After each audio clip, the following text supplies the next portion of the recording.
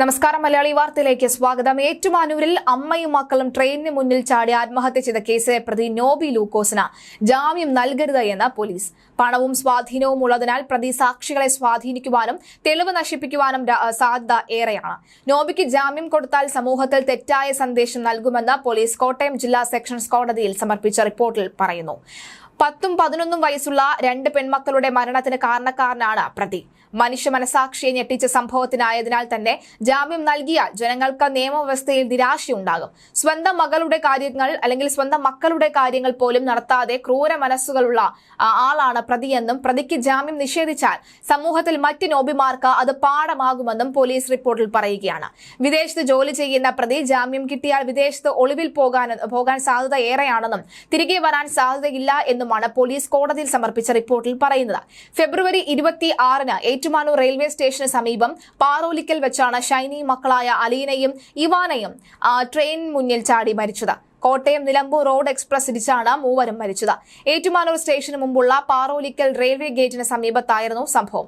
പള്ളിയിൽ പോകുന്നുവെന്ന് പറഞ്ഞാണ് ഷൈനി മക്കളെയും കൂട്ടി വീട്ടിൽ നിന്ന് ഇറങ്ങിയത്. 9 മാസമായി ഭർത്താവിനോട് പിണങ്ങി സ്വന്തം വീട്ടിലാണ് ഷൈനിയും മക്കളും താമസിച്ചിരുന്നത്.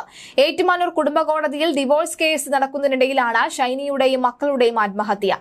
കുടുംബപരമായ പ്രശ്നങ്ങളും BSc നേഴ്സായിട്ട് ജോലി കിട്ടാത്തതിന്റെ വിഷമങ്ങളും ഷൈനിക്ക് ഉണ്ടായിരുന്നു. മരിച്ച അലീനയ്ക്ക് 11 വയസ്സും ഇവാനയ്ക്ക് 10 വയസ്സുമായിരുന്നു പ്രായം. ഭർത്തൃമതിയായ ജോലി വേണ്ട എന്ന് പറഞ്ഞ വീട്ടിലിരിക്കുന്ന സ്ത്രീകൾ കേരളത്തിൽ ധാരാളം ഉണ്ടായിരുന്നു. അങ്ങനെയുള്ള ഒരു വ്യക്തി കൂടിയായിരുന്നു ഈ ഷൈനി എന്ന് പറയുന്നത്. സ്വന്തം കാലിൽ നിൽക്കാൻ ശ്രമിച്ചാൽ പോലും പലപ്പോഴും ഭർത്തൃവീട്ടിലെ സാഹചര്യങ്ങൾ അതിന് അനുവദിച്ചിരുന്നില്ല. അത്തരം അനുഭവമാണ് ഷൈനി എന്ന ഏറ്റുമാനൂരിലെ യുവതിയും നേരിട്ടിരുന്നത് എന്ന് വ്യക്തമാക്കിയ പലതരത്തിലുള്ള തെളിവ് ഇതിനു മുൻപ് വന്നിട്ടുണ്ട്. കോടതിക്കും അക്കാര്യം ബോധ്യമാകുമെന്നാണ് പ്രതീക്ഷിക്കാവുന്നത്. ജോലി ചെയ്യാൻ ആവശ്യമായ വിദ്യാഭ്യാസ യോഗ്യത ഉണ്ടായിട്ടും ജോലിക്ക് പോകാൻ സാധിക്കാതെ കുടുംബത്തെ നോക്കേണ്ടി വന്നതോടുകൂടി കരിയർ ഗ്യാപ്പ് വരികയുണ്ടായി. പിന്നീട് ആവശ്യഘട്ടത്തിൽ ജോലിക്ക് കയറാൻ ശ്രമിച്ചപ്പോൾ അതിന് സാധിക്കാതെ വന്ന മക്കൾക്കൊപ്പം ആത്മഹത്യ ചെയ്യേണ്ട സാഹചര്യവും ഉണ്ടായി. ഭർത്താവിന്റെ കുടുംബത്തിന് വേണ്ടി ജീവിച്ചയാൾ ആയിട്ടും ഷൈനി കുടുംബ വഴക്കിന്റെ പേരിൽ വീട്ടിൽ അന്യയായി. ഭർത്താവിൽ നിന്നും വിവാഹമോചനത്തിന്റെ വഴിയിലായപ്പോൾ ഒറ്റയ്ക്ക് ജീവിക്കാൻ അവർ പരിശ്രമിച്ചു. എന്നാൽ ഈ BSc നഴ്സിംഗ് ബിരുദം ഉണ്ടായിട്ടും 12 വർഷത്തെ കരിയർ ബ്രേക്കിന്റെ പേരിൽ അവർക്ക് പല ആശുപത്രികളും ജോലി നിഷേധിച്ചിരുന്നു. ഇതോടെയാണ് ആത്മഹത്യാ വഴിയിലേക്ക് അവർ നീങ്ങിയത്. മക്കളായ അലീന, ഇവാന എന്നിവർ ഒരുമിച്ച് തീവണ്ടിക്ക് മുന്നിൽ ചാടി ആത്മഹത്യ ചെയ്യുകയായിരുന്നു. 12 ആശുപത്രികളിലാണ് ഷൈനി കയറി ഇറങ്ങിയത്. ഇതിന് ആശുപത്രികൾ മാനദണ്ഡമാക്കിയത് കരിയർ ബ്രേക്ക് തന്നെയായിരുന്നു. ഭർത്താവുമായി ഒരുമിച്ച് പോകാൻ കഴിയില്ല എന്ന ഘട്ടം വന്നതോടുകൂടിയാണ് പെൺമക്കളെയും കൂട്ടി ഈ ജോലി തേടാനായി ഇവർ ഇറങ്ങിത്തിരിച്ചത്. അമ്മ മനസ്സിന്റെ ആദി കൂടിയതോടുകൂടിയാണ് മക്കൾക്കൊപ്പം ജീവനൊടുക്കാനും തീരുമാനിച്ചത്. അതേസമയം ഷൈനി മക്കളും ജീവനൊടുക്കിയത് ഭർത്താവ് നോബി ലൂക്കോസ് ഇറാഖിലേക്ക് പോകുന്ന ദിവസമായിരുന്നു. എന്തായാലും സംസ്കാര ചടങ്ങുകളൊക്കെ തന്നെ നടന്നിരുന്നു. അതിന് പിന്നാലെ സംസ്കാര ചടങ്ങിന് അന്ന് ഈ നോബി വീട്ടിലേക്ക് വരികയും ഇവരുടെ മൃതശരീരങ്ങൾ അവരുടെ പള്ളിയിൽ അടക്കണം, നോബിയുടെ കുടുംബ പള്ളിയിൽ അടക്കണമെന്ന് ആവശ്യപ്പെടുകയും ഒക്കെ ചെയ്തിരുന്നു. എന്നാൽ ഒരിക്കൽ പോലും ഷൈനി ആഗ്രഹിക്കാത്തൊരു കാര്യമാണ് അന്ന് നടന്നത്.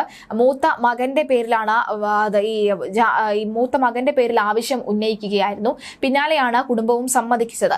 എന്നാൽ അതിനുശേഷം ഇപ്പോൾ പുറത്തുവരുന്ന വിവരങ്ങൾ ഈ ഷൈനിയുടെ പിതാവും ഷൈനിയെ അതിക്രൂരമായി തന്നെ മാനസികമായി പീഡിപ്പിച്ചിരുന്നു എന്ന വിവരം പുറത്തു വന്നിരുന്നു. ക്രൂരമായി തന്നെ മാനസികമായി പീഡിപ്പിച്ചു എന്ന വിവരം പുറത്തു വന്നിരുന്നു. നോബി കുറ്റക്കാരനാണെങ്കിൽ അതേപോലെ കുറ്റക്കാരൻ തന്നെയാണ് ഈ ഷൈനിയുടെ പിതാവും എന്ന് വ്യക്തമാക്കുകയുണ്ടായി. നേരത്തെ പലരും വിമർശനങ്ങൾ അതിശക്തമായി തന്നെ ഉയർന്നിരുന്നു.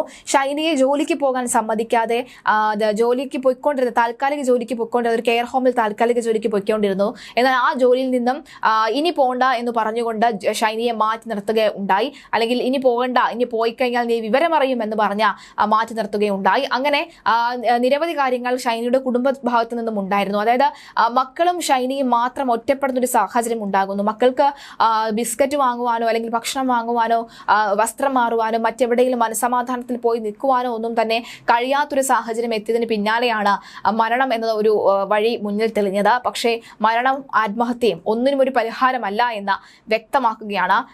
മാത്രമല്ല, അതായത് അവർക്കുണ്ടായ അനുഭവങ്ങളെ കുറിച്ച് ആരോടെങ്കിലും തുറന്നു പറഞ്ഞിരുന്നെങ്കിൽ എല്ലാ എല്ലാ കാര്യങ്ങളുമില്ല, ചില കാര്യങ്ങൾ മാത്രം തുറന്നു പറഞ്ഞതിന്റെ കൂടി ഫലമായിട്ടാണ് ഇന്ന് നോബി ലൂക്കോസ് ഇപ്പോൾ കുടുംബ കോടതിയിൽ ഇറങ്ങുന്നതിന് മുന്നേ തന്നെ ഇപ്പോൾ ജയിലിൽ കയറി ഇറങ്ങേണ്ട ഒരു അവസ്ഥ വരുന്നത്. എന്തായാലും പോലീസ് പറഞ്ഞത് വ്യക്തമായി, അതായത് ഇഞ്ചിഞ്ചായി കൊന്നു എന്നാണ് പോലീസ് പറയുന്നത്. മാനസികമായി പീഡിപ്പിച്ച ഇഞ്ചിഞ്ചായി കൊന്നു, നോബി ഇഞ്ചിഞ്ചായി കൊന്നിരിക്കുന്നു എന്നാണ് വ്യക്തമാക്കിയിരിക്കുന്നത്. കോടതിക്ക് അത് വ്യക്തമാകുമെന്നാണ് മനസ്സിലാക്കേണ്ടത്. ജാമ്യം നൽകരുത് എന്ന് വ്യക്തമാക്കുകയാണ് പോലീസ് ഇവിടെ. ജാമ്യം നൽകിയാൽ ഇനിയും ഇത്തരത്തിലുള്ള നോബികൾ പുനർജനിക്കും, ഇനിയും ഇത്തരത്തിലുള്ള നോബികൾ വീണ്ടും നമ്മുടെ സമൂഹത്തിൽ ഉണ്ടാകും.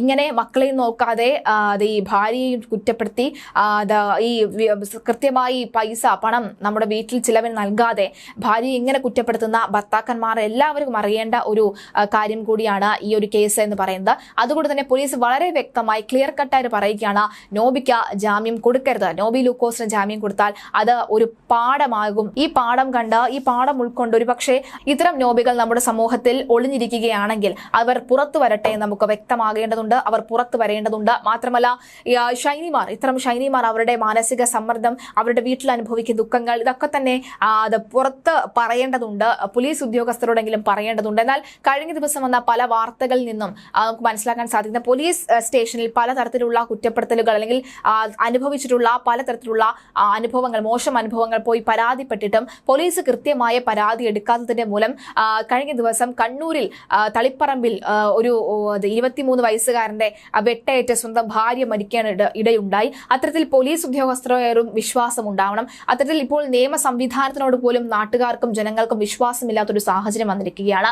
ഈ ഘട്ടത്തിലാണ് നമുക്ക് മനസ്സിലാക്കേണ്ടത് നോബിക്ക് കൃത്യമായി, അതായത് ഒരു ആത്മഹത്യയായി എഴുത്തള്ളേണ്ട ഈ ഒരു വിഷയം തനിക്കുണ്ടായ ബുദ്ധിമുട്ടുകളും അനുഭവങ്ങളും മറ്റുള്ള വ്യക്തികളോട് ചെറുതായിട്ടെങ്കിലും സൂചിപ്പിച്ചതിന്റെ ഫലമായിട്ടാണ് ഇത്തരത്തിൽ ഈ നോബി ഇപ്പോൾ ജയിലിലാകുന്നത് അല്ലെങ്കിൽ അകത്ത് കിടക്കുന്നത് എന്ന് വേണമെങ്കിൽ പറയാം. ഇതൊരു സാധാരണ ആത്മഹത്യയായി എഴുതിത്തള്ളേണ്ടിടത്തു നിന്നാണ് ഇതുവരെ ഈ കേസ് എത്തി നിൽക്കുന്നത്.